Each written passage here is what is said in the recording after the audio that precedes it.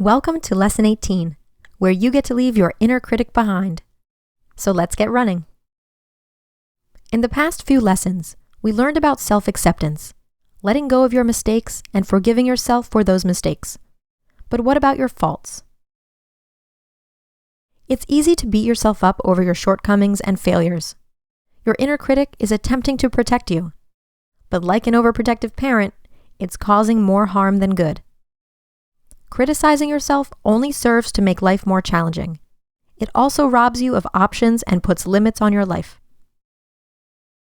Your inner critic provides information, but that doesn't mean you have to listen. Your inner critic is relentless. It's active from the moment you wake up until you fall asleep. Actually, it's even active in your dreams. Your inner critic won't be contained easily. But you can change what it says to you. You can transform your inner critic into your own personal cheerleader. Use these strategies. The first strategy is to drown it out. Fill your mind with positive talk and imagery. Avoid giving your inner critic any room to make its opinions known to you. Keep your self-talk positive and expect the best to happen. Strategy number 2. Recognize the truth. Your inner critic is just a manifestation of your fear. Its sole purpose is to stop you from harming yourself.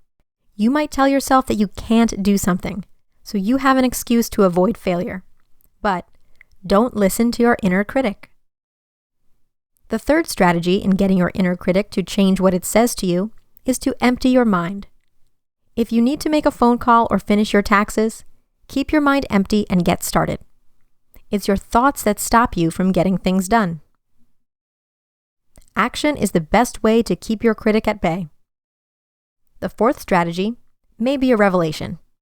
Realize that it's all a matter of moving your hands or moving your mouth. Consider every action at your disposal. They're all a matter of either doing something or saying something.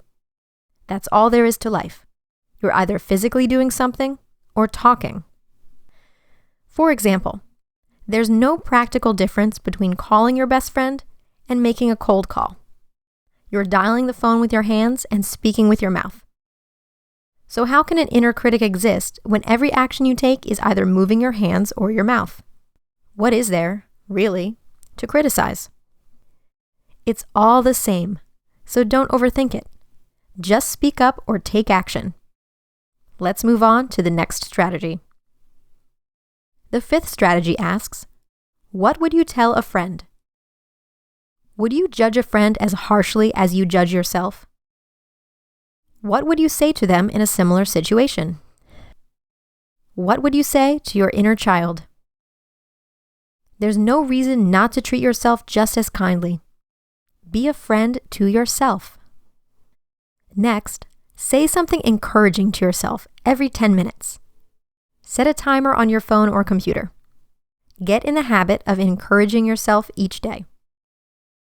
At this rate, in 18 hours, you will say 108 positive things to yourself. It won't take long to create a new habit at that pace. Criticizing yourself is a habit. Encouraging yourself is also a habit. The last strategy is to make a list of your high points. Think about your greatest successes. It's easy to fixate on a few bad choices, but choose to focus on your highest achievements. Make a long list and review it regularly. You'll enhance your mood and put your inner critic to bed. Remember that the inner critic in your head limits your life and your opportunities. It's no different than a child afraid of the dark. It isn't rational. You don't have to listen. You can take control of your inner talk and lift yourself up. Speak to yourself the way you would a good friend or loved one. Turn your inner critic into your most positive supporter, and you'll live an authentic life you enjoy. In the next lesson, we'll look at how to break free from crippling self-doubts. But first, here's what you need to do today. For the rest of the day, say something encouraging to yourself every 10 minutes. Each time you start to have a criticizing thought, drown it out with something positive. Practice your positive self-talk the rest of the day, and we'll meet again in Lesson 19.